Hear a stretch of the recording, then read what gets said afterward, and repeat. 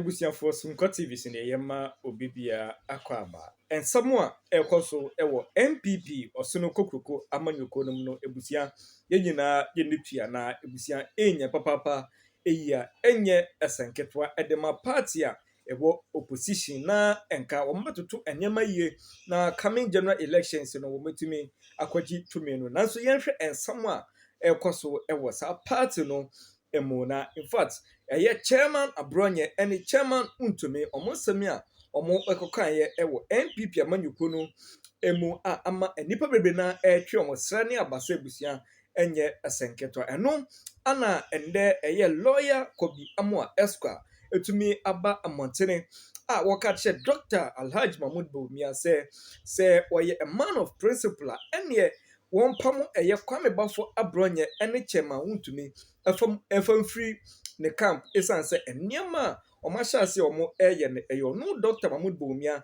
na beko editia ne campaign no na in fact se Bawumia si oye principled man papa ye dia ende won pamo mo esan se Kennedy akompreku Japan emra alestate ene kwekwanan ekoye bi no otumi epamo mo egina ne principle so epamo mo edifree ne dwuma anase ne campaign na wo ye no emu ne sante no Dr. Mahmoud Bawumia wonhwe na wonsua efenfiri Kennedy akompreku Japan ehonom na wankoye ade bi a ebekọ edetia ono ankasa coming prime minister eda omanum no in fact lawyer Kobi Amoa edin samodo pina na de atudwa enye asenketwa enkoy na entie ne samawodo a etumi ede aba abetudwa eba de ombia no ye de beto aso. You are blaming Dr. Mahmoud Bawumia. I'm not blaming for the conduct of Abronye because what you are saying is that once he's been very quiet, once he's been very silent, it means that that is a tacit approval of you know what. So if Dr. Bawumia believes is the right thing, so he will let it go. It is still a tacit. It's he approves it. But you see, the gentleman has said that. So I'm saying that whether or not what he is doing, has things that are detrimental to the cohesion of a party. Whether or not what he is doing, and if he states the obvious, if he says it's obvious, why should that be a problem? If you claim, right, Abronye has his opinions, right? So if you claim is okay and Dr. Bawumia has to leave it, that's still no. I'm asking why should Dr. Bawumia fight opinions of Abronye? I mean, let me show you what true leadership is. Okay. There was a time when Untumi was arrested, there was a gentleman called Alex Tete. Okay, this Alex Tete was a strong supporter of Honorable Kennedy, and Alex made very serious comments in relation to Untumi's arrest. And Honorable Kennedy, and I think that it had followed up a couple of times. Yeah. And Honorable Kennedy says, "Gentleman, I can't work with you again because yes, you support me." But being supporting me and saying some of these things in which you believe I will be the ultimate beneficiary, these do not go with my principles. And as a leader of his principles, you are no longer part of my campaign team. I'll give you another example. There was a gentleman called Kwekwanan on he used to be on it too. On it too. Yeah, and I mean he became very popular.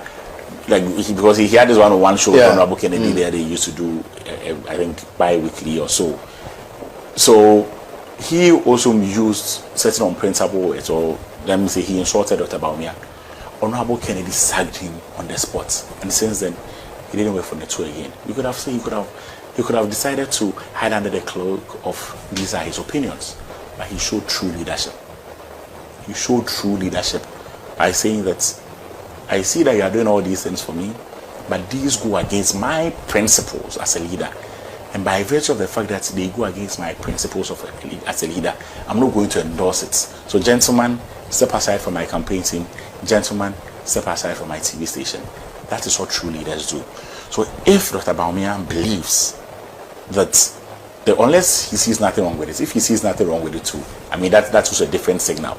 But if he believes that indeed what Abronye is doing is anti-party, Abronye is becoming unbecoming, insulting Archbishop and co, he would have to call him to order and publicly denounce his activities. Now let me read the portion. Not moving around with him in his campaign bars. I remember when Abronye did something similar when we went to Bruno region during the thank you tour.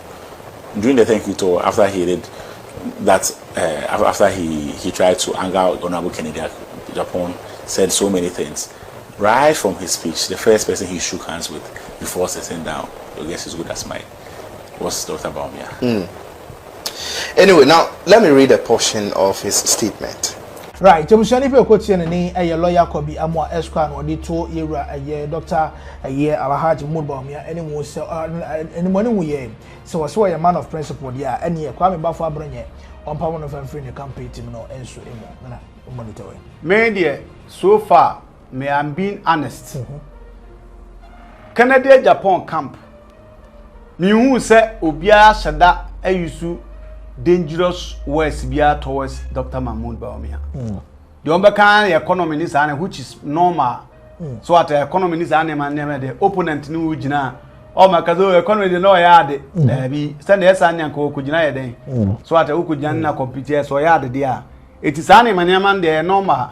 Na Abronye the end a physical abuse, verbal physical attacks, and a warrior. It's me there, maybe who is apart from Abronye, any your friend is saying, Chamaun to me. Me who is other people who can't Dr. Bawumia camp, no, me who will be also the dear Timber babies, apart from none, we are quite me. Aba transfer on the boss empire in Tunis and Manama. You see, any year in Sakotia. Dr. Bawumia campaign on Manamo Cobano. Na odi obi say am passe Canadian problem do on it. No akọ operation others na. Aba beto nda benye 2026. Sure. The free sabre e ko wonim nema e wo wanim. Iti nkwasiafo bi wo ho a wo ye Franka Tunina Petumia. Mom team your modern. So, person I can't say my own engine or Pamano. Me say, me na me a presidential say flag bearer aspirant. And I may pre flag bearer. Memfa ayi akwawe abwa papo memfa ni mechi. Because na kasakra ya na na kasakra eya. Kwame Abronye ono so ne kasa eya. Untu de ana say joke bi ni adeade. Aha joke asa jam sidie bi ni sa na yama no. Ohun na wem de amano oyankasa. Santi achimni abrantie na ne ko achia amatenten say no. Me abi krom ni so adase. Na no oya.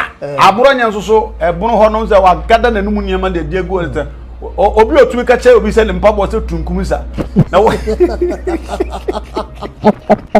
So enti no me de be fi sa asama Esquire Kobi Amwa eka no Dr. Bawumia is on forte so no ampe no asem dan so no ne nkofo atwa ne ho ahia akwam ho bibio ho a ochese wo kan na akwakwa ebo achi bidi ye ka nkasa ka Japan so camp ho to sa because abo papo nko ache nipa 10 se do be si aka sam no ayi ho ase asam se de nipa kro so wini a dey say ya na mbisa mo se Sir Dr. Bawumia wini a Abronye mo ni ade me say Abronye abo papom ni ade no would they cease to be MPP members?